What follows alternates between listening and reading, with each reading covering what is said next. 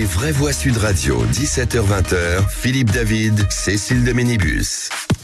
Bonsoir, merci d'être avec nous, merci de votre fidélité. Vous avez été très nombreux déjà cette semaine à nous écouter. Nous vous en remercions. Ça va, Philippe David ? Ça va, vous savez, je me dis que finalement les vraies voix du jour ont un point commun avec la météo de ce week-end. Quoi, ils sont Rémi André a dit, Rémi André a dit que vieux. le week-end, oui. C'est pas mal ça. C'était très bon, j'avais pas compris, excusez-moi. Je fais des vannes pourries, donc j'aimerais bien que vous rigoliez à mes vannes pourries. C'est qui vous a appris ça ? C'est vous. Merci. Je disais, il a dit que le week-end était agité et je pense qu'aujourd'hui, Cécile, on a un beau trio d'agités du bocal, vous trouvez pas ? Oui, les agitateurs. Oui. Oui. En général, Rémi André parle de perturber pratiquement tous les jours. C'est marrant, c'est toujours avant notre émission qu'il dit ça. C'est bizarre. Vous n'y voyez aucun lien de cause à effet. En tout cas, on vous souhaite la bienvenue avec son numéro de téléphone 0826 300 300. Les vraies voix, Aude vous attend, toujours aussi joyeuse, radieuse. Avec un superbe pull rouge d'ailleurs. Rouge comme Sud Radio. Et elle est aux couleurs de Sud Radio, vous avez remarqué ? Absolument. Ouais, un jour, il faudrait que vous la voyiez parce que c'est franchement... Elle est aussi belle que sympathique. Absolument, elle vaut le détour. Allez, au sommaire de cette émission, le grand débat du jour. Le projet de loi sur l'immigration arrive au Sénat lundi. Le gouvernement souhaite limiter l'accès à l'aide médicale d'État pour les étrangers. Une mesure contestée par 3000 soignants dans une tribune. Une partie de la droite souhaite même sa suppression. Un autre point de désaccord concernant l'article 3 sur la régularisation des travailleurs sans papier. Repoussoir pour la droite, condition sine qua non pour l'aile gauche de la Macronie, Philippe. Est-ce une tentative de la droite pour diviser la majorité ? Gérald Darmanin va-t-il céder sur le fameux article 3 qui consiste à régulariser les travailleurs sans papier ? Est-ce que pour vous souhaitez plus de fermeté sur les sans-papiers, sur l'aide médicale d'État ou sur les deux ? Et pour le moment, vous dites à 88% sur les deux. Et pour en parler, notre expert Rodrigo Herrana sera avec nous, député La France Insoumise de Paris. Et puis le coup de projecteur à 18h30, la tempête Ciarán a frappé la France avec des vents atteignant jusqu'à 200 km/h en Bretagne. Elle se dirige maintenant sur le nord de l'Italie avec déjà 5 décès en Toscane en raison d'inondations. Les experts estiment que le changement climatique peut aggraver l'intensité et les impacts de tels événements météorologiques extrêmes après avoir déjà marqué cet été par la sécheresse, Philippe. Et est-ce que pour vous, le réchauffement climatique a un impact sur la fréquence et l'intensité des tempêtes ? Et est-ce qu'il est encore possible d'atteindre le palier des 1,5 degré fixé par les scientifiques ? Avez-vous évolué dans votre manière de penser en fonction des événements climatiques ? Ciarán, inondation en Italie, vous sentez-vous concerné par le dérèglement climatique ? Eh bien, vous dites non à 81%. Et on a envie de vous entendre sur ce sujet. 0826 300 300 avec notre expert Benoît Hartmann, géographe et spécialiste des questions environnementales. On vous souhaite la bienvenue. On est ensemble jusqu'à 19h. Les vraies voix Sud Radio. Et le taulier est avec nous, toujours fringant, Philippe Bilger. Fringant, je l'espère, ma chère Cécile. Mais vous l'êtes. Ouais. Mais je me suis un peu restauré avant l'émission. Ouais. Il est revigoré. C'est-à-dire revigoré. Non, on n'a pas le droit de le dire, mais on va le dire quand même. On n'a plus le droit de manger dans le studio. Ah oui. Donc, voilà, on mange avant. On respecte. Les instructions du directeur général sont sacrées. Absolument. Mais au lieu de manger... Dit-il avec une plaque de chocolat à côté de lui. C'est ce que j'allais dire. Vous l'aurez remarqué sur une feuille, ma chère. Ah oui, Par contre, on mange 2 fois plus maintenant, comme ça, hors du studio. On mange avant et après. Bref, aujourd'hui, Tom Conan, auteur de Pollution, publié chez Albin Michel. Bonsoir, Tom. Bonsoir. On est ravis de vous retrouver. Ça va, Tom ? Moi aussi. Ouais, ça va. Et René Chiche, ça va, René ? Alors ça va, alors vous êtes tous fringants, beaux, drôles, irrésistibles, pourquoi ? Parce qu'aujourd'hui c'est la journée mondiale de la gentillesse. C'est vrai. Mais non, c'est vrai. c'est ça. Donc toute l'émission pour moi va être basée sur la gentillesse. Ah d'accord, mais ça va pas être facile. Uniquement l'émission d'aujourd'hui finalement. Juste la journée. Je vais continuer à l'oublier. Ça démarre bien. 0826 300 300 chaque jour, vous nous laissez des messages sur notre répondeur. Vous êtes de plus en plus nombreux, merci beaucoup. Faites des messages courts parce que parfois vous nous laissez 5 minutes de messages et c'est pas facile à diffuser. Donc essayez de faire concis, comme ça ce sera plus facile pour nous. En attendant, c'est Eric de Nîmes. Oui, bonjour, c'est Eric de Nîmes. Hier, j'ai entendu sur CNews un responsable du Hamas provoquer Israël en disant qu'ils vont recommencer plusieurs fois leur réalisation. Ce qui se passe, en fait, c'est que les Palestiniens sont les idiots utiles des pays arabes. Ils se servent de leur massacre pour défendre leur idéologie. C'est d'un cynisme qui commence à chaque fois. C'est chaque fois le Hamas qui va bombarder Israël. Et Israël réplique. Israël ne font que répliquer. Ça, personne ne le dit. Les journalistes, vous faites pas votre job. Je suis désolé. Voilà. Philippe Bilger, est-ce qu'il y a une gestion, on va dire, partiale des médias en général de ce conflit ? Comme dit Eric, les journalistes ne font pas leur boulot. Quelle est votre opinion ? Je sais qu'on le dit volontiers, mais il me semble tout de même, et certaines réactions même à France Inter me semblent manifester une prise de conscience et un progrès. On ne peut pas trop se plaindre de la manière dont les médias rendent compte du conflit en France. Ouais, moi j'ai pas l'impression non plus. Après évidemment il y a des lignes éditoriales, il y a des positionnements, il y a des combats, notamment chez des hommes politiques, certains qui vont plus défendre l'Israël pour différentes raisons qui peuvent être parfaitement justifiées également. Mais après des personnes qui vont être attachées à la cause palestinienne. Par exemple j'écoutais ce matin sur Instagram, parce que je trouve que sur les réseaux il y a aussi des choses intéressantes. Johan Sfar, vous savez, qui est un écrivain et un dessinateur assez majeur. Lui il résumait assez bien tout ça parce qu'il a été justement dans des manifs, il disait pro-palestinienne quand il était plus jeune, mais il était aussi mal à l'aise aujourd'hui avec le tournant que certaines d'entre elles peuvent avoir, s'agissant justement d'exclusion de certains juifs, de cortèges, etc., ou d'une certaine hostilité. Donc en réalité, lui, il n'est pas dans un camp ou dans un autre, il est dans une voie médiane assez intelligente. René Chiche. Alors pour revenir aux médias, je trouve que les journalistes sur le terrain font bien leur travail, dans la mesure du possible, parce qu'en plus ils n'ont pas accès à Gaza. Ouais. Par contre, moi, je remarque, et je l'avais dit la semaine dernière, quand il y avait Elisabeth Lévy entre autres, qu'il y a quand même un certain revirement quand même médiatique en faveur de Gaza. Peut-être on peut le comprendre un peu en raison de la campagne de l'armée israélienne. Enfin, il y a quand même un revirement. On a tendance un petit peu maintenant à mettre de côté le massacre, encore une fois je dis historique et horrible du 7 octobre. Ça, et j'ai même vu en plus des revirements un peu surprenants de certains experts en plateau, de généraux, qui font un revirement un peu spécial, et ça m'a quand même un peu choqué. On n'a plus le temps. On n'a plus le temps, non, puisque David nous attend au standard, au 0826 300 300, et il nous appelle de Toulouse. Bonjour David. Bonsoir, David, merci d'être avec nous. Oui, bonsoir, vous vous agitez, parce que c'est comme ça, j'ai compris qu'il fallait vous appeler ce soir, c'est ça? Ce soir, tous les soirs. Tous les soirs, mais bon, apparemment, ce soir, c'était spécial, donc bonsoir à tout le monde. Absolument. Bonsoir. Coup de gueule, mon cher David. Oui, alors un coup de gueule qui est passé un peu inaperçu par rapport à quelque chose qui est passé un peu inaperçu. Ah bon? C'est la déclaration d'indépendance de la Savoie qui a été prononcée vendredi dernier apparemment. Donc les Savoisiens, alors parce qu'il faut dire les Savoisiens et pas les Savoyards. Ah bon? Apparemment d'après ce que j'ai compris. Donc les Savoisiens ont décidé de décréter l'indépendance de la Savoie. Alors, au moment où le président de la République vient nous parler de lutter contre les séparatismes, mais personne ne s'inquiète de ça. Alors on pourrait penser que c'est du folklore, mais non, vous avez un site officiel de la Savoie libre, une constitution, etc.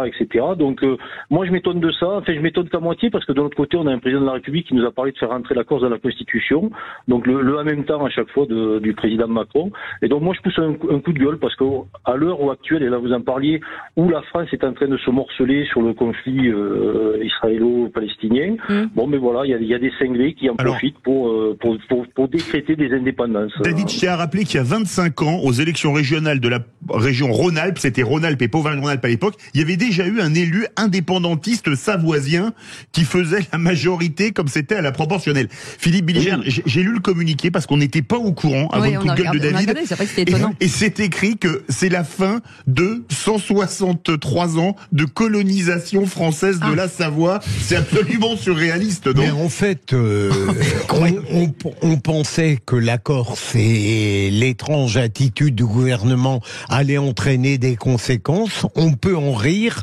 C'est plus seulement la Bretagne, c'est la Savoie. Il y aura d'autres régions. Après tout, l'indépendance est une telle vertu qu'il faudrait pas seulement la réserver à la France tout entière. René Chiche, la tartiflette, c'est désormais la raclette, un plat étranger pour vous? On est très en retard. On est en retard. Mais j'avoue, j'étais même pas au courant, moi. Moi, pareil, j'étais pas au courant, mais je trouve ça effectivement assez symptomatique d'une période, peut-être. Une volonté, effectivement, de se soumettre à sa propre autorité seulement. C'est aussi l'intérêt de venir dans cette émission, c'est qu'on apprend des choses. On ne fait pas que dire des bêtises. Vous savez. C'est bien, soyez gentils. Ça dépend qui. Soyez gentils, s'il vous plaît, ce soir. David restera avec nous pour le qui c'est qui l'a dit, notamment. Absolument, David, vous êtes notre vraie voix du jour. Restez avec nous dans un instant. Les 3 mots dans l'actu, ce sera avec Félix Mathieu, et le réquisitoire du procureur. On requiert sur quoi, monsieur le procureur? faut-il requérir contre plus de 7 Français sur 10 qui trouvent que Mélenchon est un danger pour la République? On en parle dans quelques instants. Vous voulez réagir? Eh ben, vous faites bien. Aude vous attend au 0826 300 300. Soyez les bienvenus jusqu'à 19h. Les vraies voix Sud Radio, 17h-20h, Philippe David, Cécile de Ménibus. Bienvenue dans les vraies voix. Ravi de vous accueillir. Encore aujourd'hui, on est ensemble avec Philippe David jusqu'à 19h. Ça va, Philippe David? Ça va très bien, et vous? Oui, écoutez, pas mal. Philippe Bilger aussi, très présent, très là, avec pas mal de choses à dire aujourd'hui, Philippe, mais comme d'habitude, en fait. Je l'espère, oui, mais vous inquiétez pas, on vous y poussera. René J'ai Chiche, des contradicteurs de haut niveau. Absolument. René Chiche, directeur des rédactions du groupe Entreprendre La Fond Presse, on va vous pousser à la faute.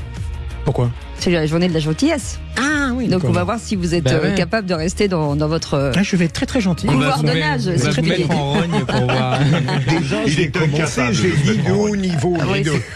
Donc c'est la gentillesse. C'est ça.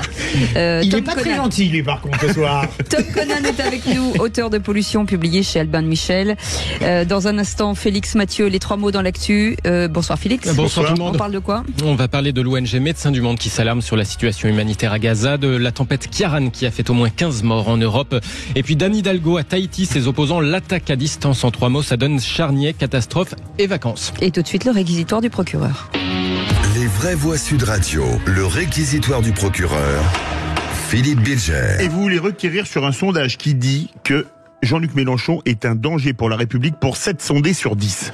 Absolument, et je voudrais faire référence à notre chroniqueuse de choc qui était présente hier, Françoise Degois, et qui au sujet de Jean-Luc Mélenchon a indiqué, contrairement à ce que j'affirmais, qu'elle pense que le déclin de Jean-Luc Mélenchon est quelque chose aujourd'hui de structurel, qui ne se relèvera pas. Et le fait d'avoir ce sondage qui démontre que plus de 7 Français sur 10 le considèrent comme un danger pour la République, auquel j'ajouterai une déclaration très intéressante du nommé Pierre Jouvet, qui est le secrétaire national aux élections du PS, qui dit que Jean-Luc Mélenchon apparaît comme beaucoup plus dangereux que Marine Le Pen, me semble lui donner raison.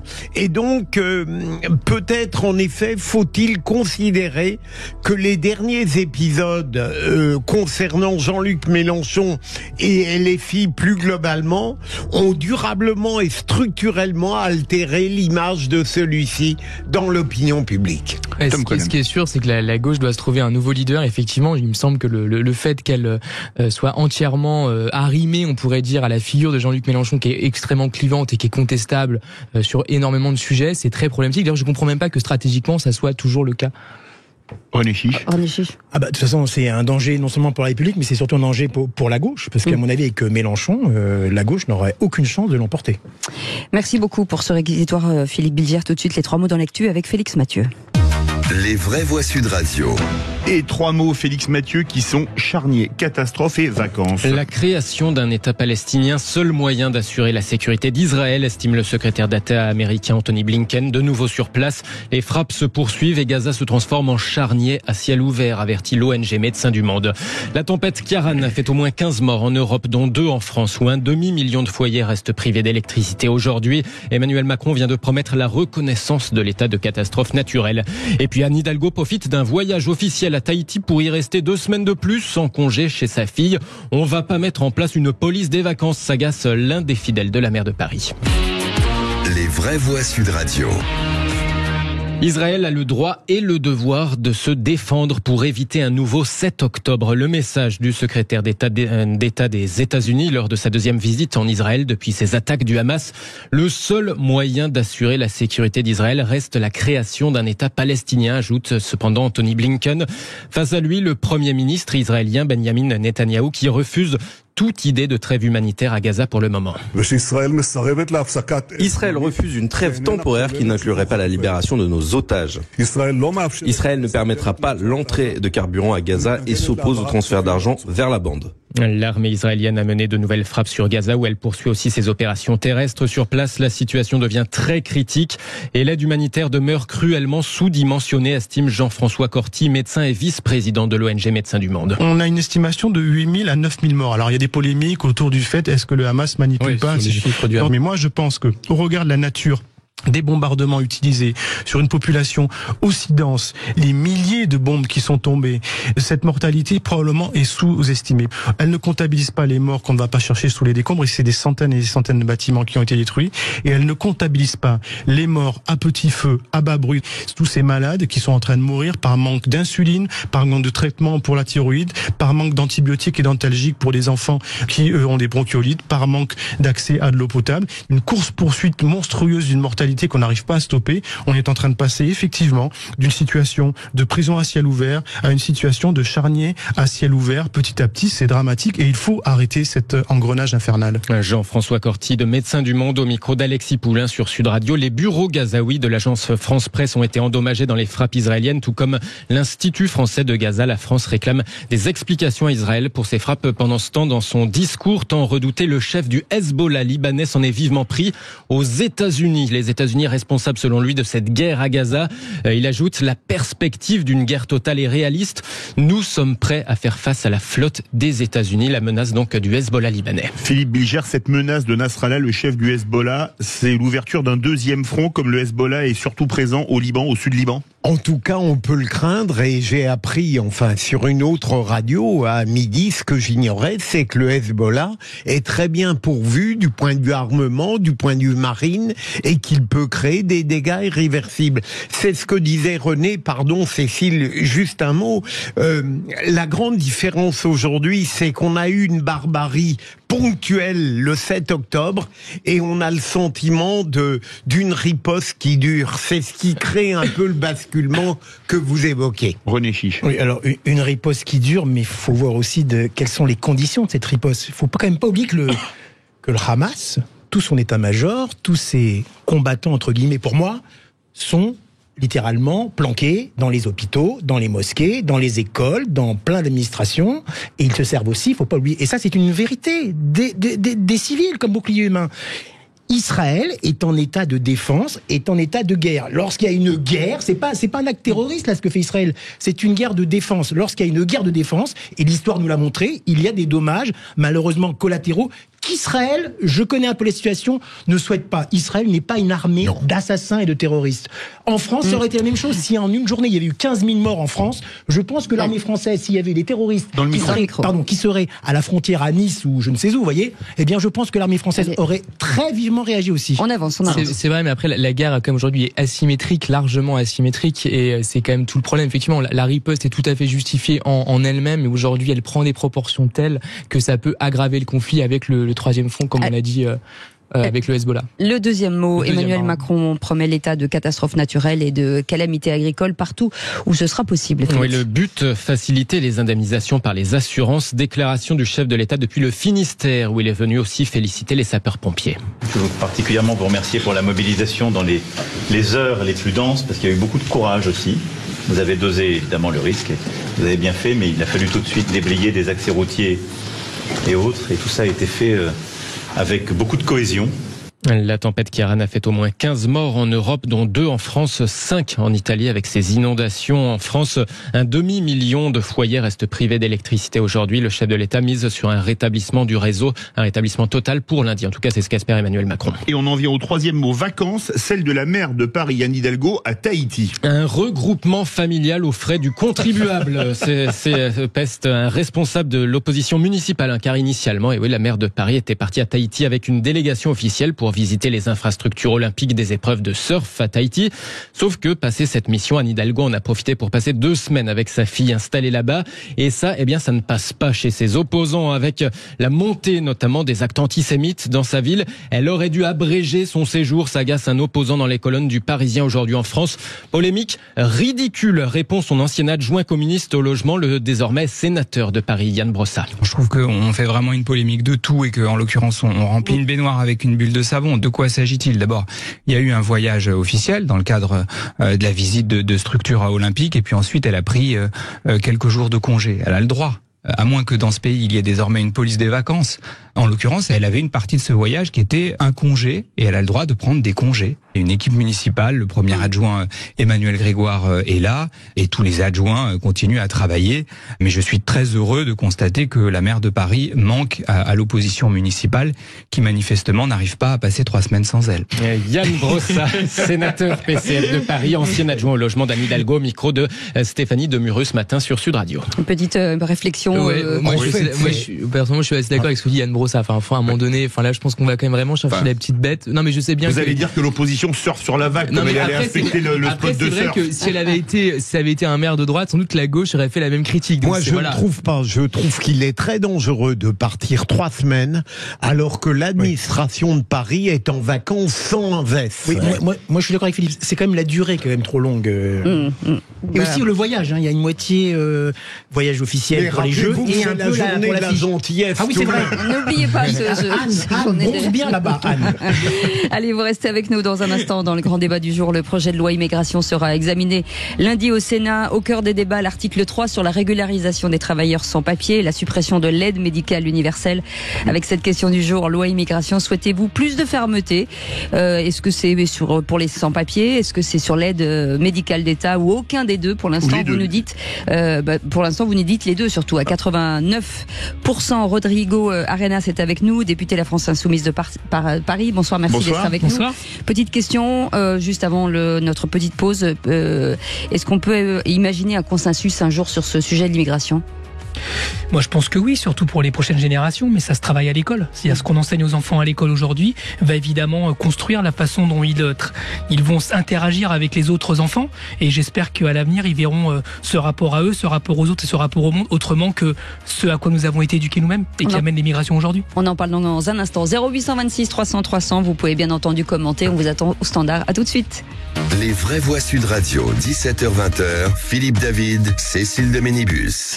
Merci de votre fidélité. Vous êtes de plus en plus nombreux à nous écouter sur Sud Radio. Toute la grille vous remercie, bien sûr. Vous pouvez nous écouter un petit peu partout. Vous savez, sur notre chaîne YouTube, sur TikTok, sur Instagram, sur Facebook, sur... j'en ai oublié. Oh, il y a tout. Il y a tout. Je pense qu'on a fait la... Comme on est un peu Twitch. Comme on est un peu Toc, c'est bien d'être sur TikTok, non? Dites donc, vous êtes une jeunesse, vous, c'est effarant. Allez. Sur Minitel. C'est excellent, ça. Philippe Bilger est avec nous. Tom Conan, auteur de Pollution, publié chez Albin Michel, et René Chiche, directeur des rédactions du groupe Entreprendre, Lafon Presse. On vous souhaite la bienvenue. 0826 300 300. Tout de suite, le grand débat du jour. Les vraies voix Sud Radio, le grand débat du jour.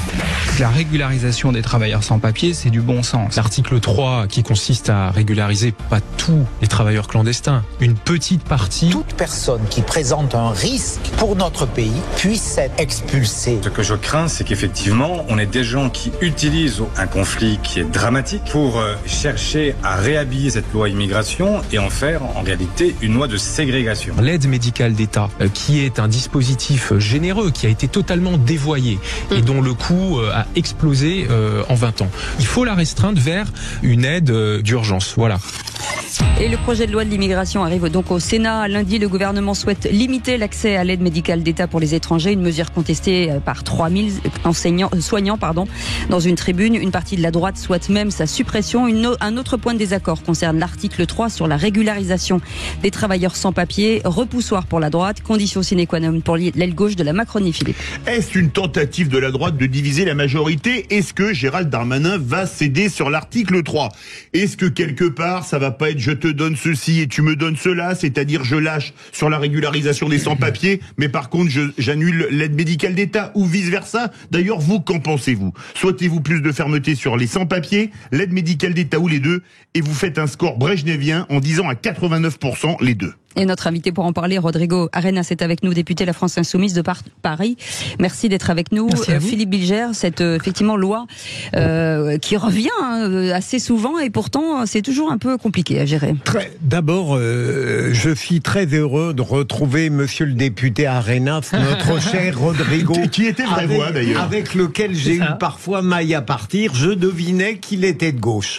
Mais en réalité, jusque-là, c'est bon. Plus sérieusement, Sur la régularisation des sans-papiers, je serais, pour aller assez vite au fait, sur la ligne des Républicains, en tout cas de manière modérée. Je trouve intellectuellement discutable le fait qu'on veuille à la fois lutter contre l'immigration et les séjours clandestins, et en même temps qu'on favorise les sans-papiers pour des métiers en tension. Si j'avais du temps, je pourrais développer ça, mais je veux permettre à tout le monde de parler. Deuxième élément, je serais plus réservé sur l'aide médicale d'État, et je crois savoir qu'un rapport dont Monsieur Véran n'a pas encore donné le contenu laisserait entendre que ce ne serait pas une catastrophe pour la France, et qu'en réalité ce serait plutôt une bonne chose, et donc inutile de le modifier. C'est une interrogation que je formule. René Chiche. Oui, alors moi alors on va pas, parce que le sujet est très vaste, mais par exemple concernant l'article 3, je trouve que c'est vraiment inconcevable que LR et le RN en fassent une affaire d'État, parce que, excusez-moi, l'article 3 va permettre la régularisation de sans-papiers qui travaillent. D'abord, c'est sous condition. On va pas régulariser comme ça des sans-papiers pour rien. C'est des gens qui travaillent, qui sont là depuis à peu près 3 ans, qui auront 8 mois d'expérience dans les fameux métiers en tension ou dans les zones de tension. Donc c'est pas un cadeau qu'on fait aux... Puis excusez-moi, ces fameux sans-papiers travailleurs clandestins, enfin travailleurs sans-papiers, sont des gens qui servent à l'économie française. On les prend pas pour rien. Ils servent à quelque chose. Et autre chose, concernant l'AME, parce qu'on parle l'aide médicale d'État. Bon, écoutez, je trouve que le fait de ne pas vouloir soigner des gens sous prétexte qu'ils sont étrangers, moi, c'est quelque chose qui me... Oui, mais clandestin ou pas, vous savez, les médecins, n'importe quel médecin vous dira « je soignerai n'importe qui ». Vous comprenez ? Et en plus, ça ne coûte pas autant d'argent que ça. Parce qu'on s'est rendu compte que beaucoup de clandestins qui avaient affaire, qui utilisaient l'AME, n'étaient pas si nombreux que ça. Et il y a eu tellement de clichés là-dessus. On a dit qu'il y avait des clandestins qui utilisaient l'AME pour des compléments capillaires, pour des prothèses mammaires. C'est entièrement faux. Moi, je trouve que l'AMU, par contre... Non, ce que veut faire maintenant... L'AMU, c'est quelque chose d'absolument condamnable, parce que ça restreint complètement quelque chose d'essentiel, c'est-à-dire la santé. Oui. Sur le premier sujet, qui pour moi est encore plus important, qui est la question de l'intégration, effectivement, il me semble que la première condition d'intégration dans n'importe quel pays d'ailleurs, c'est toujours le travail. C'est l'élément premier qui vous permet de connaître les codes du pays, de connaître la langue, d'être utile entre guillemets à la société, etc. Donc oui, ça me semble être. Je comprends même pas qu'il y ait de débat. J'étais même pas sûr d'ailleurs dans les détails du cadre juridique actuel, mais effectivement, de n'importe quel pays d'ailleurs, à partir du moment où vous travaillez, il faut un permis de travail, mais si vous travaillez pendant une certaine durée, il est tout à fait normal que vous soyez accepté, reconnu, que vous ayez les mêmes droits que les autres. C'est même tout à fait, c'est une moralité, je veux dire, élémentaire. La voix de notre député Rodrigo Arenas. Petit bilan finalement de ce que vous venez d'entendre. C'est un peu à l'image de tous les débats qu'il y a à l'Assemblée nationale, à la fois sur le fond et sur la forme, c'est-à-dire une inversion philosophique de l'accueil, de l'immigration dans notre pays. Est-ce qu'on est sur une immigration utilitaire, ce que fait le Canada par exemple, les États-Unis, c'est-à-dire qui donne des cartes en fonction des besoins du pays, ou est-ce qu'on est sur un accueil universel plus humaniste qui est la tradition française? Donc il y a un vrai sujet qui va se poser à notre pays, qui est un sujet de civilisation pour le coup. Comment est-ce qu'on conçoit en fait nos rapports au monde? Et là il y a un vrai sujet qui va se poser à l'Assemblée nationale. Pardon? Vous dites quoi? Moi je suis issu d'immigration, donc concrètement je suis devenu député grâce à l'école de la République, grâce aux valeurs qu'on m'a enseignées. Donc je pense que si on m'avait refusé aujourd'hui ce qu'on veut refuser à d'autres, je pense que ça, j'estime apporter pour mon pays. Donc je pense que c'est un chemin qui n'est pas souhaitable, d'autant plus que vous savez, vous avez parlé tout à l'heure d'écologie. Je vous ai écouté un peu Philippe David à l'antenne. Quand on pense, vous avez écouté Philippe David à l'antenne, vous êtes bien le premier. Il a bon goût, hein. Et vous êtes venu tout de même, Rodrigo. Et je suis venu tout de même. Les gentils. C'est dingue. Et donc quand on écoute, parce que moi je viens d'Amérique du Sud, vous voyez par exemple là, on parlait d'Anne Hidalgo tout à l'heure, on parlait de la voiture électrique par exemple. Concrètement, rouler à l'électrique en France, ça veut dire faire des écocides en Amérique du Sud, notamment dans le triangle du lithium. Donc vous voyez, tout ça est quelque chose de complexe. Donc je pense que faire croire et jouer sur les peurs des gens qu'on va pouvoir se refermer sur nous-mêmes, non seulement c'est faux, mais en plus ça va contre le sens de l'histoire. Mais je voudrais vous poser une question avant de donner la parole au Révois. Est-ce que c'est pas en France, on a les records de lois non appliquées? Comment faire passer une loi immigration dont on sait de façon que tant qu'on ne contrôlera pas nos frontières, elle est inapplicable?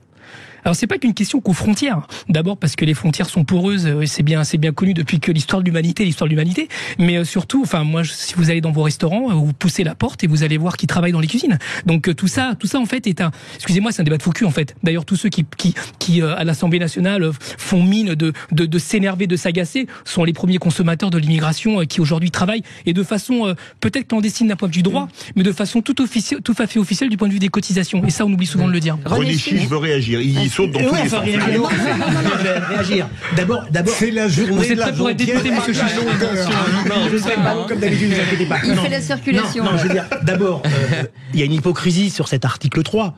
S'il n'était pas voté, éventuellement, c'est pas ça qui va empêcher l'immigration clandestine. Vous savez, l'immigration clandestine, c'est pas l'article 3. Ça sera une répression des passeurs, un contrôle des marchands de sommeil, etc. Et par contre, pour un petit peu, non pas atténuer mon propos, mais concernant ce projet de loi, il y a ce côté, bien sûr, faut bien le reconnaître, je dirais humanitaire, enfin de solidarité, humaniste, pardon, excusez-moi, avec les sans papiers qui travaillent. Mais il y a quand même, et c'est pour ça que je trouve ce projet bien ficelé. Moi, je trouve que Gérald Darmanin, il a fait un bon projet parce qu'il y a aussi quand même, parce qu'il faut pas croire, on n'est pas des naïfs, il y a aussi quand même un volet, alors peut-être que monsieur le député ne sera pas d'accord avec moi, il y a un volet quand même de répression, de prévention de l'immigration clandestine, qui est, moi j'ai lu le projet et je suis tout à fait partisan de ce projet, et je pense que même les forces de sécurité, la justice pourraient absolument adhérer à ce projet qui est très bien ficelé pour moi. Allez, 0826 300 300, David qui nous appelle de Toulouse. Une réaction, David? Oui, alors bon, je pensais ne jamais être d'accord avec un député France Insoumise, mais bon, c'est la première fois que ça va arriver sur le terme de faux cul. Tout autant parce que beaucoup de LFI sont des faux culs, mais c'est pas de ça qu'on doit débattre ce soir. C'est surtout par moi, tout le monde parle de cet article 3, mais quid des employeurs d'immigrés illégaux? Est-ce que ces gens-là sont pas déjà des délinquants dans le fait d'employer des clandestins? Mais eux, on n'en parle pas, parce que cette immigration clandestine, elle bénéficie aussi à un certain patronat qui a trouvé là une main-d'œuvre à bon marché et malléable et corvéable à merci. Donc je pense qu'il faudrait aussi s'attaquer à ce sujet-là. Et ensuite, il y a une autre chose, c'est qu'on pourra faire toutes les lois anti-immigration qu'on veut.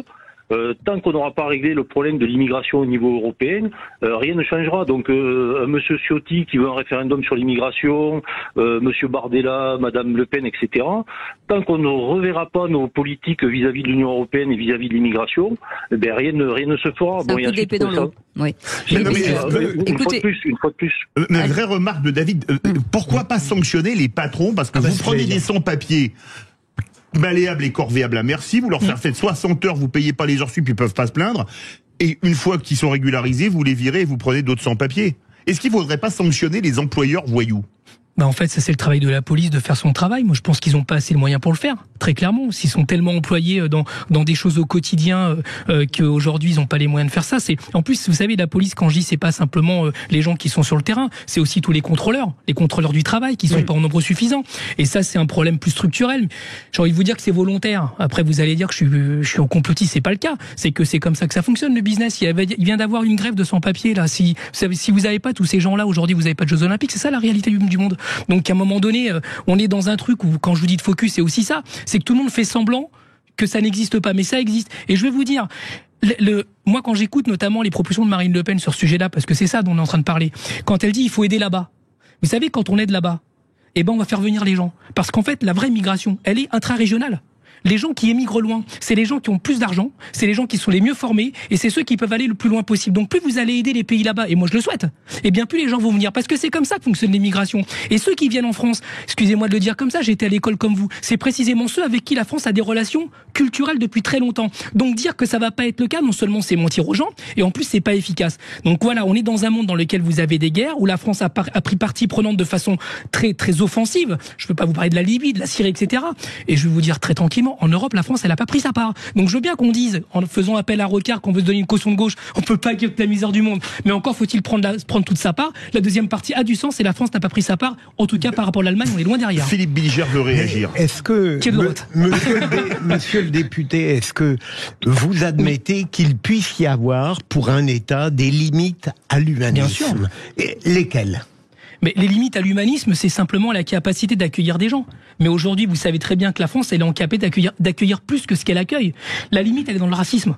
La limite, c'est dans la xénophobie. La limite, elle est d'instrumentaliser un projet de loi, encore une fois, qui est en train de dire est-ce qu'on va prendre l'immigration qui nous est utile économiquement, ou est-ce qu'on va jouer le rôle de la France dans le monde, le rôle de la paix, le rôle de son implication pour aider au co-développement ailleurs. C'est ça dont il est question aujourd'hui. Donc si on utilise le projet de loi sur l'immigration pour dire qu'on veut pas des Arabes, qu'on veut pas des Noirs, qu'on veut pas des jaunes, qu'on veut pas que c'est là, parce que c'est ça le vrai du sujet, alors je pense que c'est pas le sujet. Je pense qu'on va cacher le racisme et la xénophobie derrière une question légitime qui est de savoir jusqu'où on veut. Mais quand certains. J'avais pas fini, mais je vous en prie. Non, finissez. Non, je disais, mais quand certains s'opposent à vous en disant que il faut savoir aussi bien les accueillir, c'est ça aussi le problème aujourd'hui, c'est que aujourd'hui il y a beaucoup de clandestins chez nous et on n'est pas capable de les gérer en fait. Alors il faut d'abord apprendre à gérer tous ces gens. En fait, ces clandestins, ils sont chez vous. Ils sont chez nous. Oui, mais il faut qu'on s'en occupe. Moi, je vais vous donner un exemple tout simple. Je travaille beaucoup sur les questions éducatives, comme vous le savez. Il y a beaucoup de femmes seules avec enfants qui sont dans les hôtels sociaux d'urgence. Le SAMU social n'a pas les moyens de les accueillir. C'est des enfants qui sont ici parce qu'ils ont des soins. Moi, je suis député du 13e et du 14e. Et comme vous le savez, il y a une infrastructure hospitalière qui permet d'avoir ces enfants-là. Du jour au lendemain, ces mamans avec les enfants, elles reçoivent un texto pour leur dire qu'elles doivent partir dans l'Essonne, dans des Formule 1, dans des zones d'activité. Donc, du jour au lendemain, il faut qu'elles partent. C'est comme ça qu'on gère l'immigration aujourd'hui, c'est-à-dire qu'on crée les conditions de la précarité, on crée les conditions en fait de la diminution. C'est peut-être ça qu'il faut changer. Donc, ce n'est pas qu'on n'a pas les moyens. C'est qu'on a organisé un système qui précarise cette part de la population et donc on la criminalise et aujourd'hui on en fait un outil de dire bah ouais c'est des gens qui viennent d'Afrique donc finalement il faut les renvoyer chez eux. C'est ça le discours qui est derrière. Donc je dis qu'on a les moyens de le faire, simplement il faut repenser le système et arrêter de faire des projets de loi de finances dans lesquels on retire les moyens à l'assistance de ces personnes-là parce qu'en leur retirant les moyens on les met dans la précarité et à la fin vous les voyez dans la rue et à la fin vous avez peur et à la fin vous dites retournez chez vous. C'est ça aujourd'hui qui est cynique et qui est faux cul. Tom Conan mais pas trop long pour citer Philippe Bilger. Alors non, je suis d'accord avec globalement ce qui est dit, mais ce que je voulais aussi rappeler, c'est qu'il y a quand même un cynisme pour revenir à des choses un peu plus terre à terre et concrètes. Il y a un cynisme de la part de certaines entreprises aussi qui sont en fait dans une logique effectivement utilitariste, comme Monsieur le député a dit tout à l'heure, c'est-à-dire en fait qui sont ravis effectivement d'avoir une main-d'œuvre bon marché, après qui vont exploiter en auto-entrepreneur avec des après faut pas généraliser, avec des statuts. Non, bien sûr que non, mais il y a certaines entreprises. En fait, vous regardez, qu'est-ce que vous avez il y a beaucoup de restaurateurs qui se battent pour bien sûr, mais regardez dans les centres-villes de beaucoup de villes de France, vous avez un nombre incalculable de livreurs, etc., qui doivent effectivement avoir des conditions de travail qui doivent pas être géniales par tous les temps, par en vélo, etc. Voilà, sans les citer, ils sont pas salariés, ces gens-là la plupart du temps. Ils sont entrepreneurs exactement, en achetant des licences. Donc, à un moment donné, il faut aussi quand même regarder la réalité de ça. Je veux dire, c'est pas seulement une police du travail, c'est aussi concrètement un contexte économique qui fait que certaines entreprises vont tirer profit en fait de cette situation, ce que je trouve absolument scandaleux. Et à un moment donné, il n'est pas normal que des personnes, parce qu'effectivement, ils viendraient de l'étranger, soient maltraitées entre guillemets économiquement, socialement, etc., sous prétexte qu'elles arrivent depuis peu de temps. Voilà, c'est pas normal. Non, je voulais poser une question à Monsieur le député en étant concis. Et voilà, il y a quand même un côté répression dans le projet de loi Darmanin. Vous êtes bien d'accord?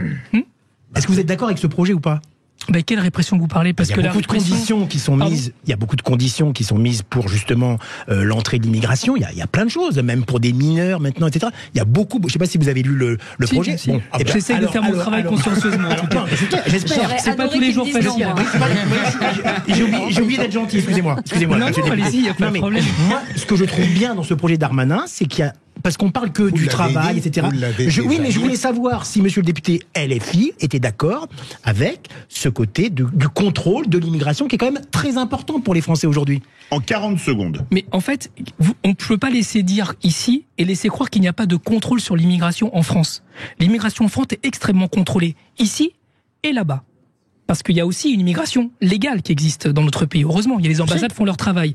La question qui se pose, c'est qu'aujourd'hui, vous avez une immigration qui est illégale, mais qui est légale de par le fait, parce que on les accueille. Et parce qu'il y a aujourd'hui un système économique qui les fait venir. Et vous avez aussi une autre situation qui du coup rentre dans le cadre de l'humanisme dont on parlait tout à l'heure. C'est que vous avez des guerres.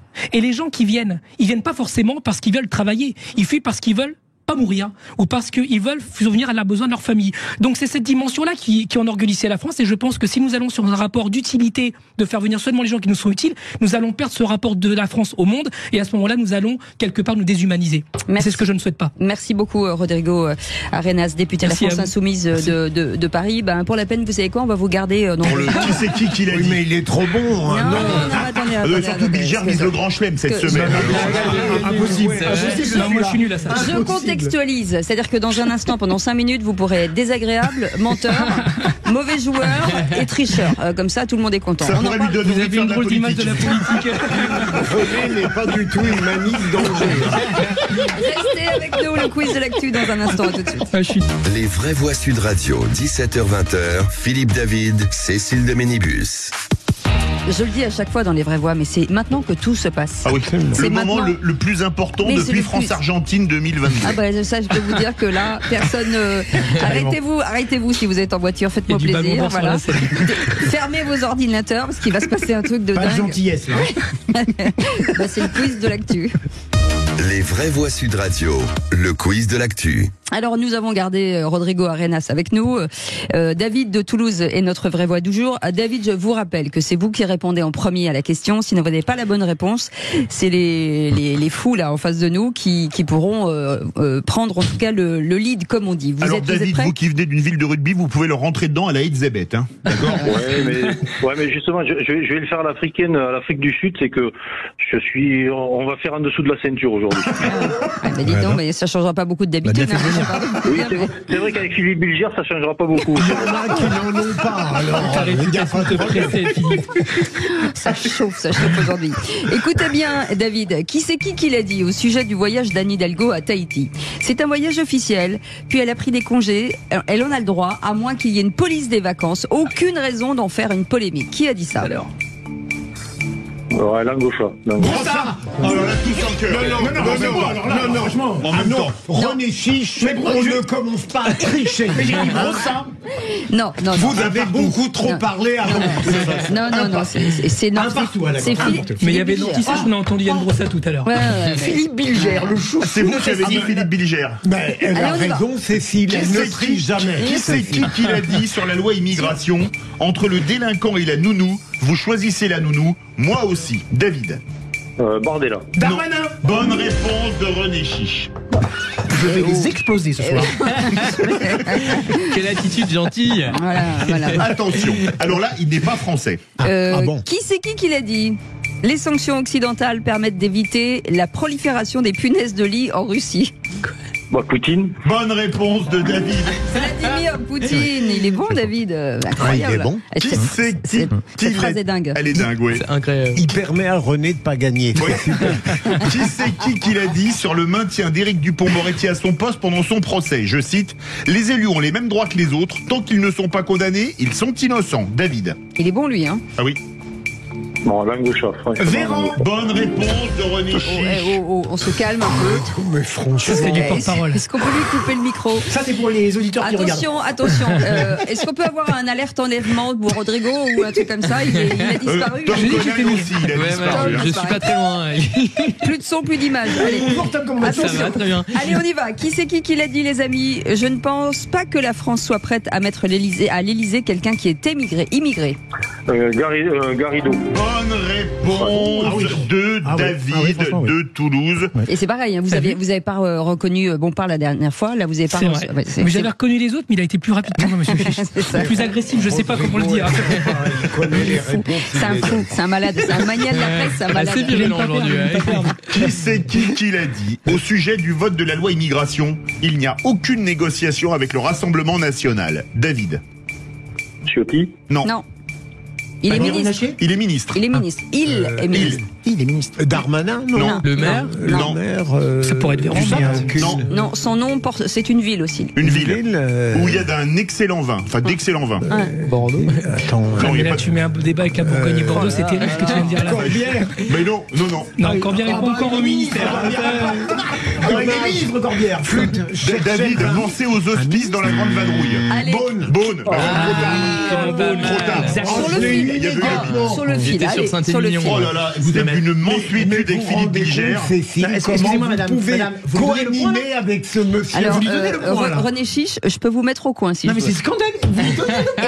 vous avez On veut un arbitrage vidéo, là. Non, je crois que c'est nécessaire. Je ne vais pas le faire parce qu'on est dans un rond, donc je ne fais pas la moyenne. Allez, vous avez un arbitre impartial toujours en votre faveur. Qui l'a dit? Les antisémites d'aujourd'hui ne lisent pas Drummond ou Maurras, mais le Coran. David. Zemmour. Bonne réponse de David.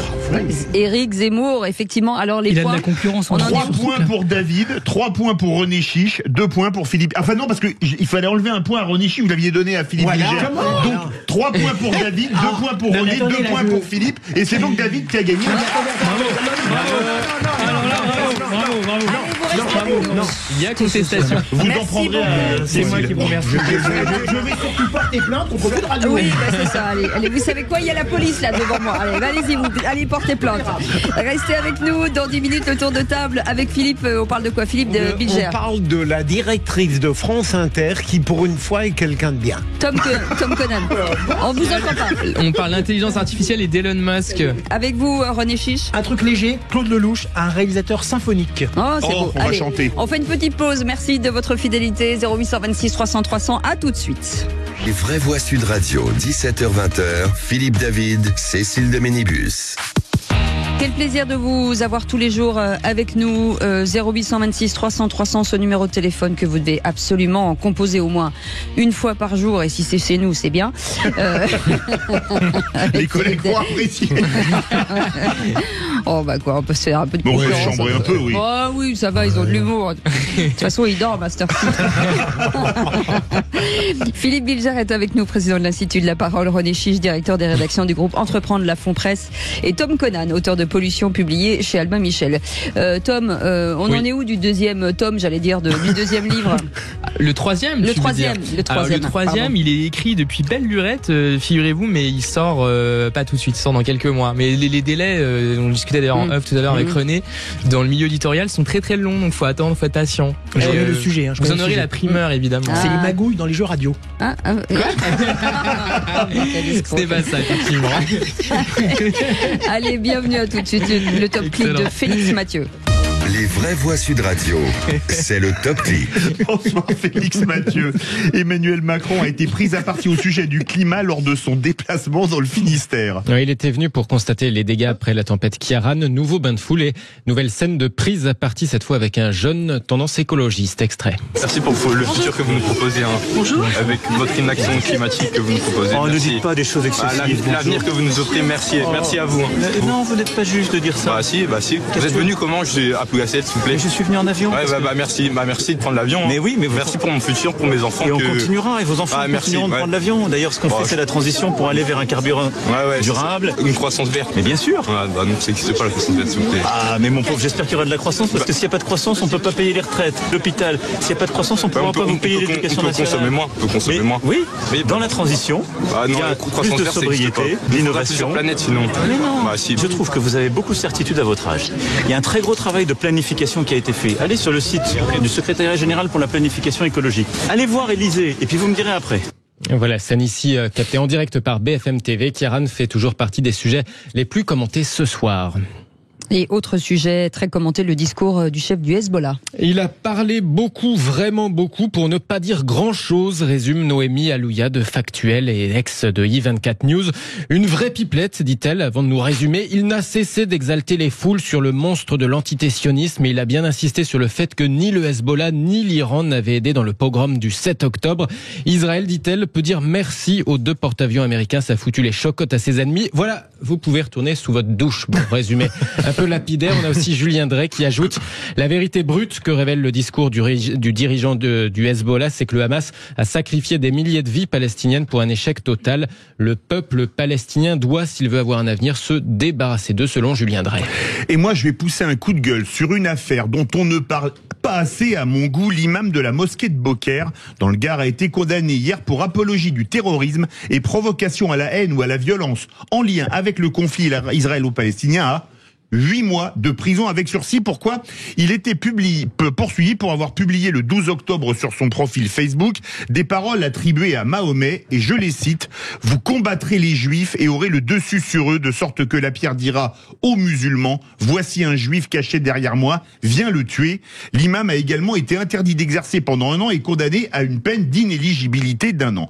Et je suis scandalisé de la faiblesse de la peine, et je ne dois pas être le seul, puisque le parquet a décidé de faire appel, car on est dans l'appel au meurtre antisémite et l'excuse vaseuse. Je cite: « J'avais mal compris ce hadith, je ne l'aurais pas publié si j'avais vu cette ambiguïté. L'erreur est humaine, c'est une maladresse de ma part, me semble pour le moins légère, surtout quand on est imam et qu'on a plus de 2000 followers sur Facebook. » Heureusement que le gouvernement nous avait promis des sanctions implacables contre la haine antisémite, Philippe Bilger.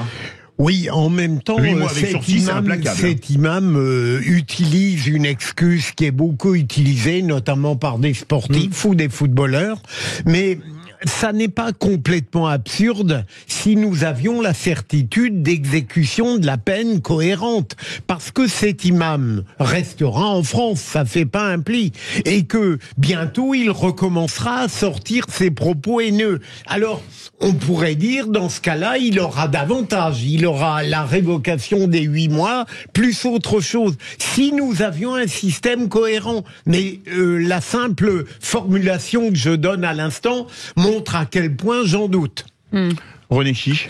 C'est pas cher payé quand même, 8 mois avec sursis. Alors, je partage totalement l'avis de Philippe là-dessus. Là, on peut. Mais excusez-moi, juste une petite précision. Il est français, cet imam ? Oui. Ah, il est français, dommage. Il est binational. Ah oui. Binational. Ah, il est binational. Binational, oui. Oui. Donc en fait, on peut pas l'expulser. Après, parce qu'il est français. Ah non, on peut pas l'expulser. Ah bah non. Donc c'est après, avec des paroles aussi ignobles, je veux dire, il y a aussi d'autres sanctions qui doivent être envisageables d'un point de vue, je sais pas, du boulot, du point de vue social, etc. Enfin, ça me paraît invraisemblable de pouvoir continuer son petit bonhomme de chemin normalement, indépendamment des peines de prison privatives de liberté, après ce type de propos. C'est quand même hallucinant. Oui, alors, pour reprendre juste rapidement ce qu'a dit très justement Philippe, c'est que maintenant, on dit des propos haineux, horribles, antisémites, et après on dit « Ah, je me suis trompé », ce qu'a dit justement surtout Philippe. De la part d'un imam. Exactement. Là, c'est la nouvelle mode, ça, maintenant. Allez, vous restez, merci pour ce coup de gueule, Philippe David. Vous restez avec nous dans quelques instants, le tour de table de l'actu des vraies voix. On parle de quoi avec vous, Philippe Bilger ? Une directrice de France Inter qui est bien. Ah bien, Tom Conan. L'intelligence artificielle et Elon Musk qui pète un peu un câble. Ah oui, avec vous, René Chiche. Shabadabada, Claude Lelouch. Ah, dis donc, c'est excellent. Je sens qu'on va chanter. Allez, on en parle dans quelques instants. Votre numéro 0826 300 300, on a envie de débattre avec vous. On vous attend jusqu'à 19h. À tout de suite. Les vraies voix Sud Radio, 17h-20h, Philippe David, Cécile de Ménibus. Merci d'être avec nous jusqu'à 19h, les vraies voix avec Philippe David et nos éditorialistes du jour. Philippe Bilger est avec nous, René Chiche, directeur des rédactions du groupe Entreprendre. Bonsoir madame. Bonsoir monsieur, bonsoir mademoiselle. Bonsoir mesdames. Bonsoir. Faites-nous un bonsoir. Un bonsoir quoi, la Barry White non, ou un bonsoir en patron de presse. Bonsoir. Voilà, c'est ridicule. Ah bon, moi je trouve que c'est classe. Faites-moi un bonsoir. Bonsoir. Oh oui, d'accord, très bien. Moi, je ne sais pas. Philippe David. Bonsoir. Voilà, ça c'est un bonsoir franc et massif. Allez, tout de suite. Et vous, ma chère Cécile. Ah bah allez-y. Salut. Allez, tout de suite, le tour de table. On se croirait au roi René. Enfin, le tour de table de l'actu des vraies voix. Viens à table avec nous. Ça fait pas vrai con comme t'es, demande ton avis. Quand on veut conjurer le diable, on l'invite à sa table. Moi je veux du féroce actualité. C'est récente cette table des coups. Pardon ? Ah non, c'est intelligent. Bon, à mon tour maintenant. Le tour de table. De l'actualité. Et Philippe Bilger, selon vous, la directrice de France Inter, Adèle Van Riet, a bien réagi face à la polémique autour de Guillaume Meurice. Oui, on a beaucoup trop parlé de l'insulte antisémite de Guillaume Meurice, et moi-même, d'ailleurs, j'y ai mis ma pierre modeste. Alors, on rappelle, il avait dit que Netanyahou était un nazi sans prépuce. Une sorte de nazi sans prépuce. Et non seulement il l'a dit, mais il ne s'est pas excusé, et il a trouvé, évidemment, le prétexte d'un député du Rassemblement national qui l'avait critiqué pour dire « Ah oui, mais un parti créé par les SS n'a rien à dire contre moi », ce qui est une ânerie. Tout le monde a le droit de dire ce qu'il veut de l'insulte antisémite. Ce qui est le surprenant aujourd'hui, c'est qu'on a eu durant des années une radio publique et notamment des directeurs de France Inter qui ne réagissaient jamais parce qu'ils trouvaient leurs humoristes vraiment des humoristes alors qu'ils sont tous sauf drôles. Là, en l'occurrence, Adèle Van Rett non seulement a exprimé son malaise, son hostilité, mais elle a ajouté, pour beaucoup, une limite a été franchie, non pas celle du droit qu'il reste à établir, il y a une plainte contre lui, mais celle du respect de la dignité. Je trouve qu'elle dit ce qu'il faut. René Chiche. Ah, je ne suis pas du tout d'accord avec Philippe. Très bien. Bah oui. D'abord, je trouve que Adèle Van Rett a mis 3 ou 4 jours pour réagir. Non, elle l'a fait tout de suite. Non. Elle a renchéri, elle a fait une phrase. Elle a pas réagi le jour même ou le lendemain. Le lendemain. Le lendemain. Bon, enfin bref. Mon cher René, la gentillesse ne permet pas de... Au-delà de ça, même le lendemain, cher Philippe, je trouve que c'est une fausse réaction. Je trouve qu'en tant que directrice d'une antenne du service public comme France Inter, elle aurait dû au moins le suspendre, n'est-ce pas, d'émission. Je dis pas le licencier. Vous vous souvenez de Tex, le pauvre Tex, qui a été licencié du jour au lendemain pour une blague qui n'avait vraiment, malheureusement, qui n'était pas de très bon goût, qui n'avait aucun rapport avec cette... Et qui n'était pas sur les antennes de France Télé. Oui, absolument. En plus, alors que Maurice Bénichou avait fait la même dans une émission d'humour de radio quelques jours plus tôt. Pierre Bénichou, absolument. Et il n'avait pas eu une seule sanction. Donc moi, je ne suis pas... Je trouve que c'est grave ce qu'a dit Guillaume Meurice, et je trouve qu'Adèle Van Rett, a une réaction un petit peu sous la pression, sous la contrainte, mais juste une chose, imaginez qu'un humoriste dise la même chose ici à Sud Radio. Je pense que le directeur de Sud Radio, Patrick Roger, aurait peut-être, pris des sanctions. C'est évident. Ce qui est sûr, c'est que c'est de très mauvais goût. Je pense que tout le monde en conviendra. Je suis pas hyper fan du personnage, même si il y a une utilité d'avoir entre guillemets des bouffons, et sans que ça soit péjoratif dans la bouche, à la radio, des gens qui vont assez loin et qui sont dans la satire. Ça j'aime beaucoup cet exercice-là entre guillemets. Et sur France Inter, il y en a des très bons, mais effectivement là, fallait vraiment s'abstenir. En plus, je le croise assez souvent dans mon quartier Montparnasse, parce qu'ils mangent souvent des crêpes, Guillaume Meurice. Je peux vous dire que la prochaine fois que je le vois, c'est une petite parenthèse personnelle, je vais lui dire entre 4 yeux ce que je pense de lui. Mais vous auriez pu faire un grand flic, vous. Hein. En plus, il mangeait des crêpes. Oui, madame. À 18h25. L'enquête est hyper importante. Bon. Et c'était quoi comme crêpe? Une complète vanille chocolat. Là, il a plutôt bon goût. On peut pas lui reprocher. Si vous l'avez mise en pleine tête. Et je peux même vous dire qu'il était à table avec l'ex-compagne, oubliez son nom, de Michael Youn. C'est peut-être pas nécessaire qu'on sache tout ça, quand même. De qui? L'ex-compagne de Michael Youn, l'actrice. Mais arrêtez enfin. Mais c'est pas nécessaire qu'on sache tout ça. Mais on ne dit pas ça, c'est la vie privée des gens. Et vous étiez avec qui, vous? Ouais. Oui, c'est vrai. Vous étiez avec J'étais avec qui? Cécile. Ouais, bon, non, Cécile. Certainement ça, pas. Cécile. Certainement pas. Non, mais arrêtez, Cécile a bonne réputation. C'est une émission qui pète le feu. Non, mais c'est René Chiche, puisque vous la ramenez. Claude Lelouch. Tout à fait. Shabada. Absolument. Alors pourquoi Shabada? Bon, alors Claude Lelouch, 86 ans depuis lundi, c'est quand même l'un des grands cinéastes français. 60 ans de carrière, 50 ans de films. Et pourquoi je parle de lui et de Shabada et de sa musique? C'est parce que actuellement, en France, alors le 15 novembre, ce sera à la salle Pleyel à Paris, à 20h. Je fais un petit peu de promotion parce que c'est un spectacle qui vaut vraiment le déplacement. C'est un spectacle qui s'appelle Ciné-Spectacle Symphonique, où il y a donc le grand orchestre de Douai avec 70 musiciens. C'est magnifique, c'est incroyable à écouter. Sur les musiques de films. Sur les musiques de films. Et vous avez donc sur un écran géant que des films de Lelouch, bien sûr. D'accord. C'est les principaux films. Donc il y a l'orchestre qui joue toutes les musiques de films de Lelouch sur grand écran, il y a cet orchestre symphonique, et on se rend compte à quel point le cinéma de Lelouch est extrêmement lié à la musique, c'est vrai. Ce qui est incroyable, c'est qu'il n'a jamais fait de comédie musicale, par contre. Mais dans tous ses films, il y a toujours des musiques. Et bien sûr, Shabada, bien sûr, Un homme et une femme. D'ailleurs, une parenthèse, une anecdote, je vais être assez rapide, c'est qu'en fait, il a co-composé Shabada de... Ah oui? Absolument. C'était Francis Lay, qui vivait dans une petite loge de concierge, qui avait une idée de musique.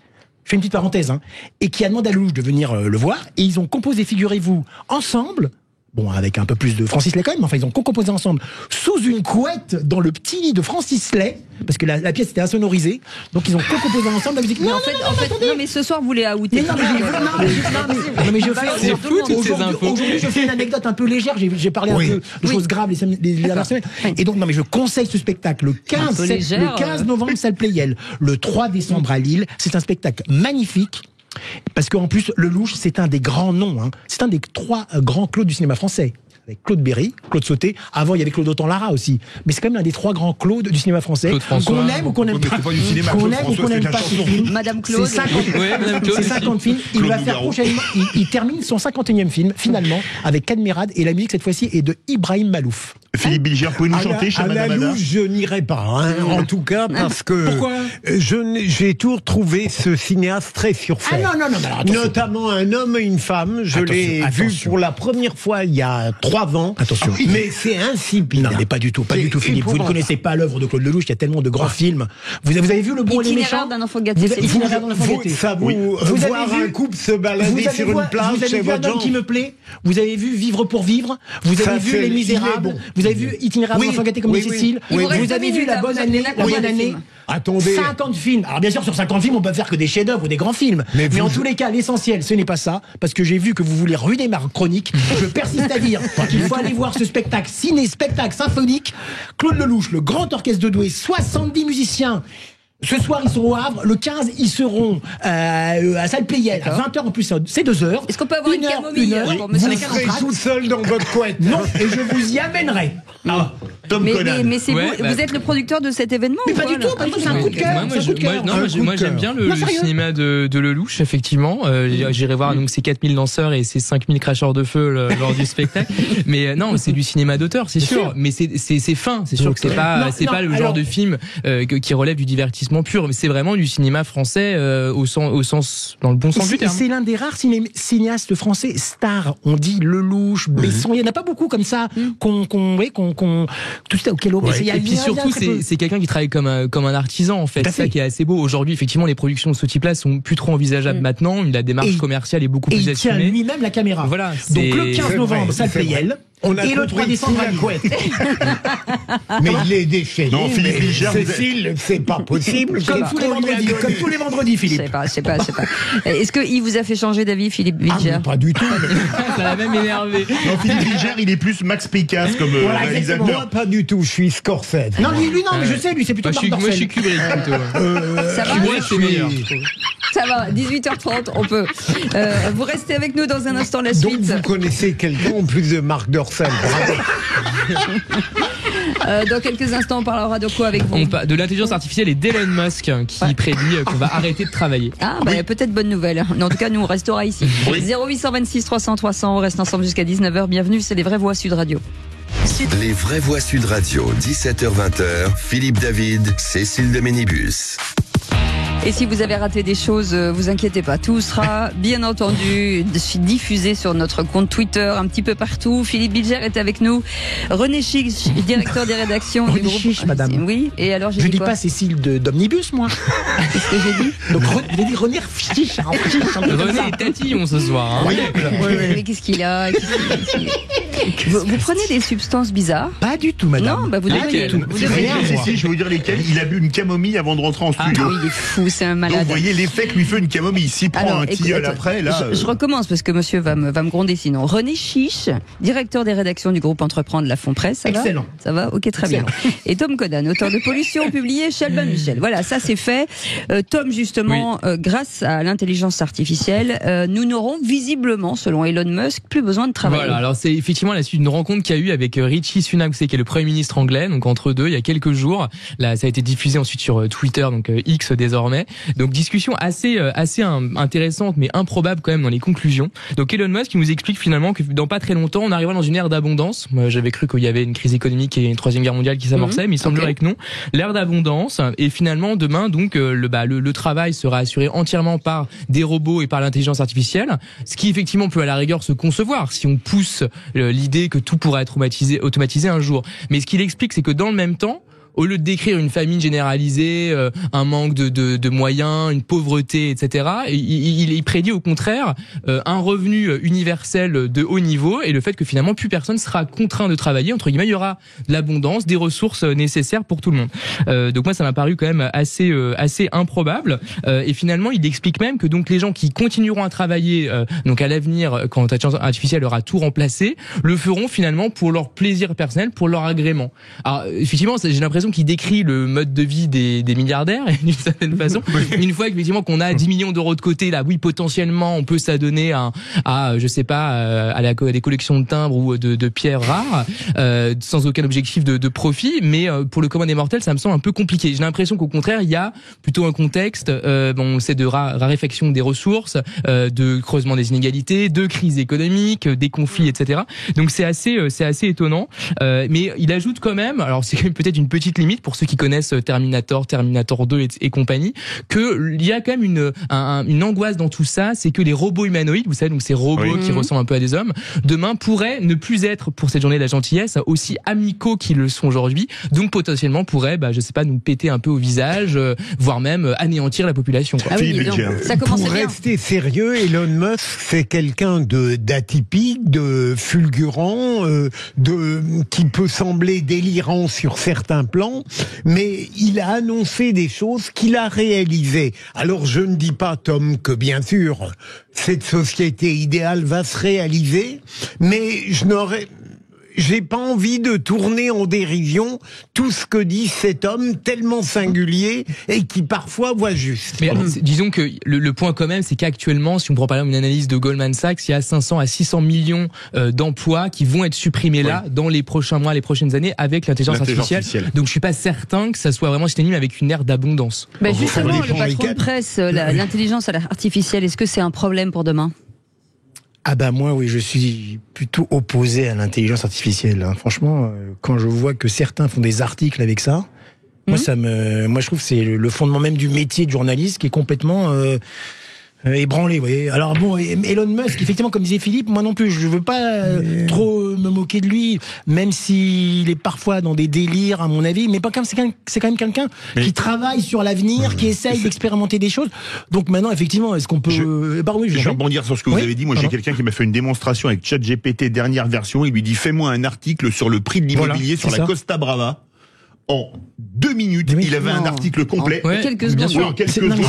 On est allé vérifier les prix dans les villes où c'était marqué et tout était juste. Bien sûr. Et vous avez aussi. Méfiez-vous, Philippe.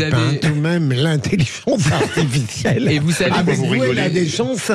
Dans le domaine aussi du graphisme, vous avez des applications comme Midjourney qui génèrent des images avec une précision absolument inouïe et surtout ça s'améliore sans cesse. En fait, le problème général qu'il y a avec tout ça, c'est que ça transforme tout en commodité. C'est-à-dire qu'effectivement, si demain, c'est même déjà le cas aujourd'hui, vous pouvez effectivement faire des articles, des vidéos, des images, etc. de cette manière-là. Et en fait, leur valeur s'effondre. Leur valeur, du coup, est de 0.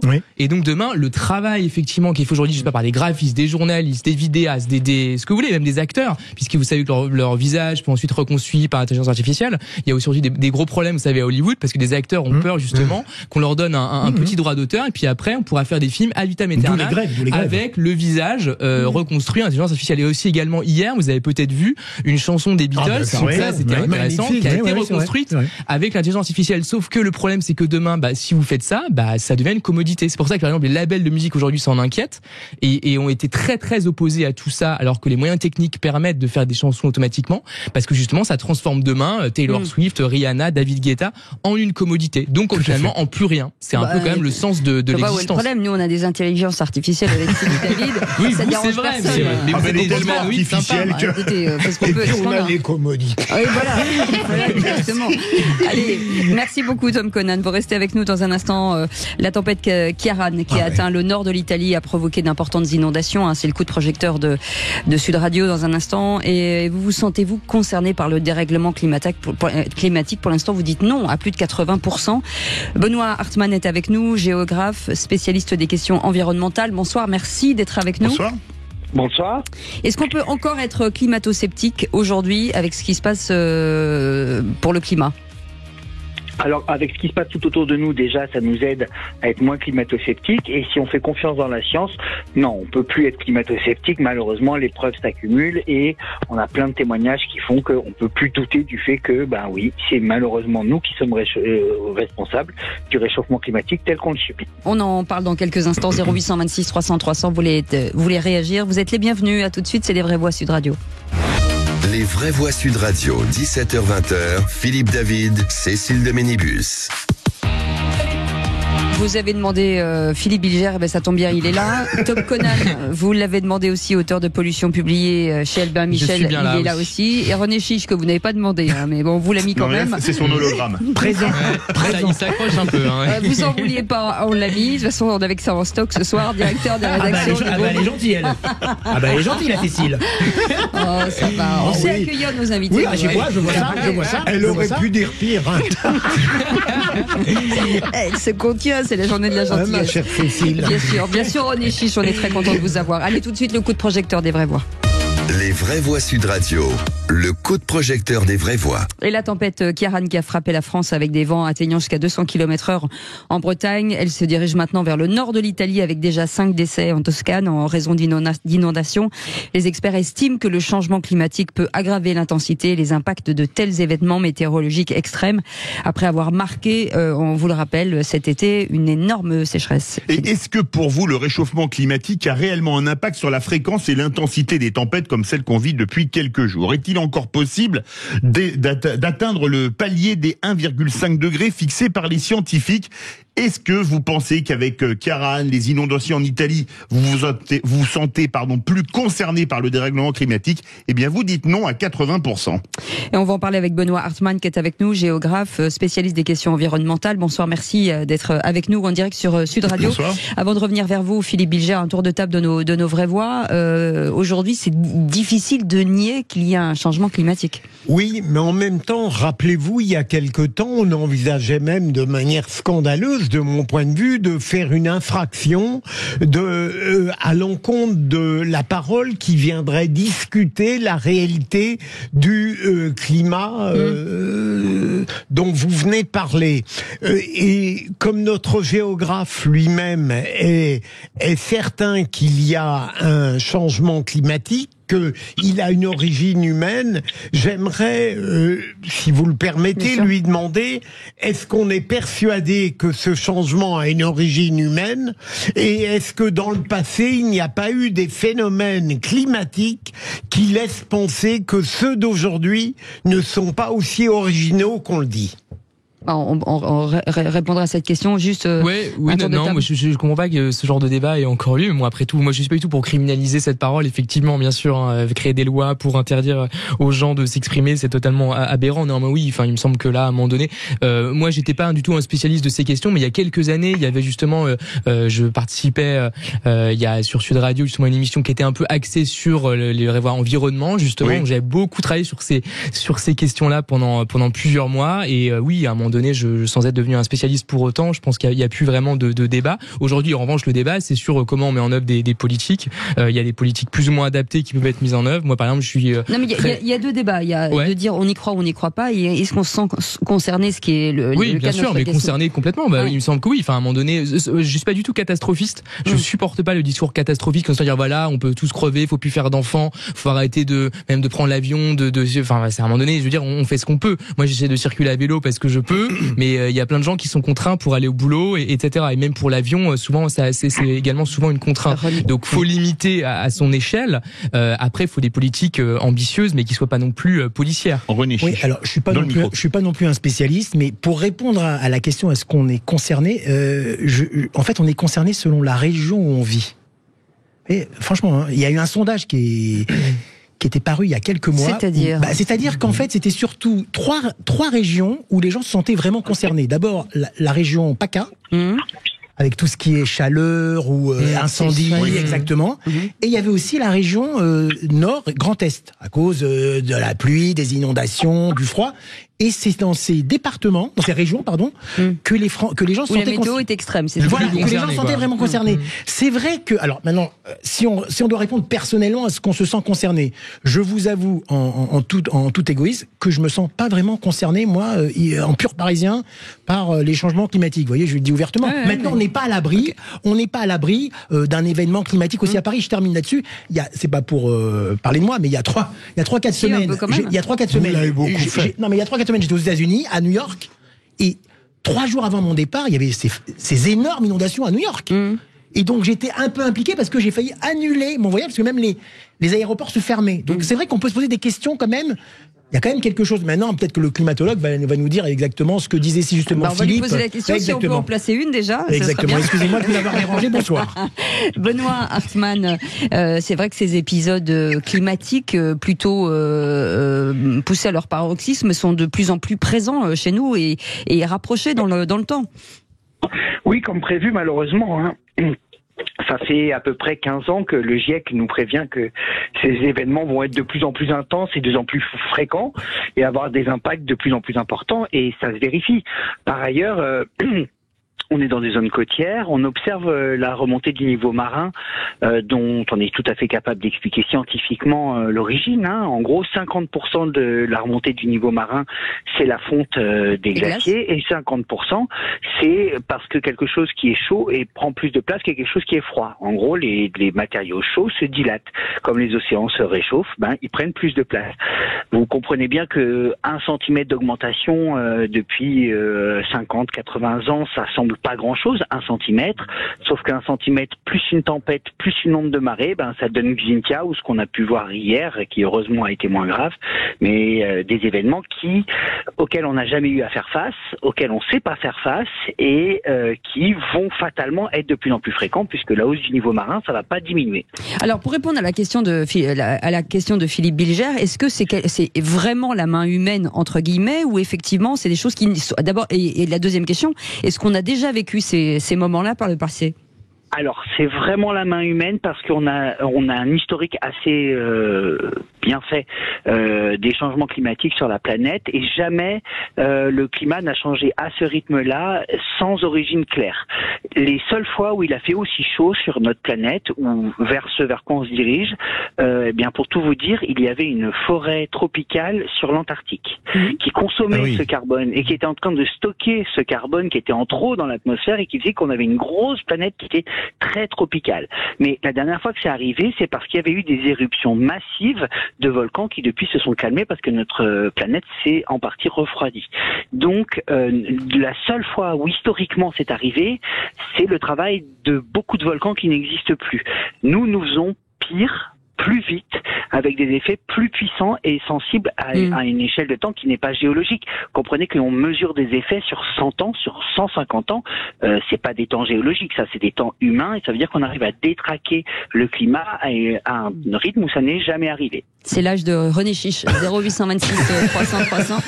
David de Toulouse est avec nous. Bonsoir David. Bonsoir David. Bonsoir David. Bonsoir. Une réaction, David? Oui, mais c'est un peu compliqué, parce que comme disait monsieur Chiche, qui dit pas que des bêtises. Vous êtes très gentil, monsieur. Je vous enverrai une boîte de chocolat. Ça marche. Allez-y, David. Non, donc on peut se sentir concerné ou pas. Vous voyez, là je suis au pied des Pyrénées. Effectivement, nous on a pas eu de tempête, mais on a pris un temps qui est pas terrible. Bon, maintenant on est bientôt en hiver, donc c'est normal qu'il fasse froid et qu'il pleuve. L'été il fait chaud, c'est normal qu'il fasse chaud. Là, vous voyez, je vous fais un peu des réponses de Normand quelque part, on va dire. Mais non, il faut à un moment donné, il faut quand même se sentir concerné. Bien que quand même, je me dis que je pense que des aléas climatiques comme cela, il y a dû y en avoir tout au long de l'histoire. Donc est-ce qu'on est vraiment responsable? Oui, mais je pense pas en totalité. Mais vous, David, est-ce que vous sentez dans votre quotidien, vous nous dites que vous habitez en bas des Pyrénées, est-ce qu'il s'est passé quelque chose? Est-ce que vous sentez quand même que la nature change? Les glaciers ont réduit dans les Pyrénées, par exemple. Oui, par exemple, la nature change, effectivement. Moi, lorsque j'étais gamin, à Noël, on avait énormément de neige, même au pied des Pyrénées, au pied des montagnes. Aujourd'hui, je crois que la dernière fois qu'on avait vraiment eu de la neige, là j'ai 50 ans, ça devait être il y a 30 ans, quoi. Donc oui, effectivement, il y a des choses qui se passent. Maintenant, est-ce que c'est l'homme qui en est totalement responsable? Et si c'est le cas, mais comment on va faire dans les années à venir? Parce que ça veut dire que, par exemple, tout ce dont nous on a profité, qui peut avoir eu un effet sur le climat et autres, donc on va dire à des populations de s'en priver parce que nous on a fait les cons et qu'on a bousillé le climat. Donc vous voyez, ça va être un peu compliqué, tout ce genre de choses. Merci David, ça réagit beaucoup au 0826 300 300 et c'est toujours à Toulouse. Bonsoir Norbert. Bonsoir Norbert. Oui, bonsoir. Alors, votre réaction à ce sujet, est-ce que vous vous sentez concerné par le dérèglement climatique? Totalement concerné, mais je suis un vrai climato-sceptique par rapport à ce qui peut être avancé. C'est-à-dire que tous ces lanceurs d'alerte et selon moi pseudo-scientifiques, puisqu'ils sont pleins de certitudes alors que la science est pleine de doutes. Pour moi, la Terre, de toute façon, tourne autour du Soleil. La dernière ère glaciaire était à l'époque de Louis XIV. Tout le monde traversait la Seine à pied parce que la Seine était complètement gelée. Il y a des tas de chamboulements climatiques qui sont normaux, qui font partie de cette planète. Et pour moi, vraiment, l'empreinte de l'homme n'a rien à voir. Et encore moins au niveau du CO2. Je ne sais pas si... Oui. Non, mais Comment ? Je vous entends. Allez-y Norbert, finissez comme ça, on va revenir vers Benoît Hartmann, il ne nous reste même pas 2 minutes. Pardon. Et par rapport à cela, j'aimerais que justement cette personne qui est un lanceur d'alerte, bien qu'il écoute Guillaume Bigot hier soir, qui a parlé sur Face à l'info avec Christine Kelly, et ça lui apprendrait peut-être d'autres définitions que ce qu'il nous sort en tant que scientifique. On va faire réagir Guillaume Bigot, qui est également éditorialiste Sud Radio le vendredi matin. Bien entendu, Guillaume Bigot n'est pas un scientifique. Benoît Hartmann. Moi, je suis content d'entendre des auditeurs qui savent que le problème essentiel, ça n'est pas que le CO2. C'est aussi malheureusement les gaz réfrigérants, les gaz dérivés du fluor que nous avons inventés et qui sont jusqu'à 600 millions de fois plus chauffants qu'une molécule de CO2. Donc vous avez raison, il n'y a pas que le CO2. Par ailleurs, quand même, il se trouve que brûler des hydrocarbures, ça libère du CO2 dans l'atmosphère. Que couper des forêts et les remplacer par autre chose que de la forêt, ça libère du CO2 dans l'atmosphère. Cette accumulation de CO2, on la mesure, c'est pas une croyance, c'est scientifique, et on les mesurait par molécule, par million. On connaît très bien, on connaît son évolution, et on connaît son évolution même sur des centaines d'années parce qu'on a la dendrochronologie, parce qu'il y a beaucoup de sciences qui étudient ça depuis longtemps. Nous savons que ce niveau de CO2 atteint des niveaux jamais atteints et que sa croissance dans l'atmosphère atteint des niveaux jamais atteints et que la seule explication pour l'instant scientifique prouvée, ça n'est pas un nouveau volcan qu'on n'aurait pas vu, c'est bien les activités humaines qui, en brûlant tous ces hydrocarbures et en déforestant, contribuent au réchauffement climatique. Maintenant, qu'on y croit ou pas, il faut l'observer. Les gens ne se sentent pas concernés, d'accord. Alors il se trouve qu'on fait maintenant des vendanges au mois d'août, là où on les faisait en septembre-octobre quand eux étaient enfants. Donc c'est quand même il n'y a pas très longtemps. On sent qu'il y a quelque chose qui s'est passé. On sent que la disponibilité en eau douce, elle devient difficile. Il y a des grosses tensions sur le stockage d'eau douce et puis on peut plus faire de l'agriculture comme avant parce que vous comprenez, sur le partage de la ressource, ça se passe pas de la même manière. Donc que les gens ne se sentent pas directement concernés parce qu'ils n'ont pas conscience qu'ils vont avoir des problèmes d'eau, qu'ils ont des problèmes d'énergie, qu'ils ont des problèmes de déchets, qu'ils ont des problèmes de ressources et que tout ça est lié à un dérèglement climatique auquel nous n'avons jamais fait face et qui provoque des dérèglements économiques et dans le fonctionnement de notre société. J'en suis désolé. Je suis désolé, 80% de vos auditeurs se sentent pas concernés. Ça veut dire que nous n'avons pas encore réussi à expliquer ce qui est en train de se passer. C'est-à-dire qu'il est en train de se passer quelque chose qui affecte tout le monde, qu'on le veuille ou non. Merci beaucoup. Benoît Hartmann, merci beaucoup pour votre expertise, géographe et spécialiste environnement. À vous de faire forcément votre propre analyse. Merci à nos auditeurs. Merci Philippe Bilger. C'est déjà fini. Oui, mon petit chat, faut rentrer chez nous. Franchement. Merci Tom Conan, merci beaucoup. Merci beaucoup René Chiche. Merci à notre équipe formidable pour cette semaine encore bien remplie. Philippe, dans un instant, le retour des vraies voix du sport. Avant il y avait la Coupe du Monde de rugby et on va faire un bilan de ces 3 premiers mois de football, Ligue 1, Coupe d'Europe, puisque les matchs retour des poules de Coupe d'Europe commencent mardi, et la qualification de l'équipe de France pour l'Euro 2024. Est-ce qu'elle est favorite? On sera avec Thibaut Vézirian. Et nous, on se retrouve lundi à partir 17h. de 17h. On vous souhaite un très bon week-end. Salut à tous.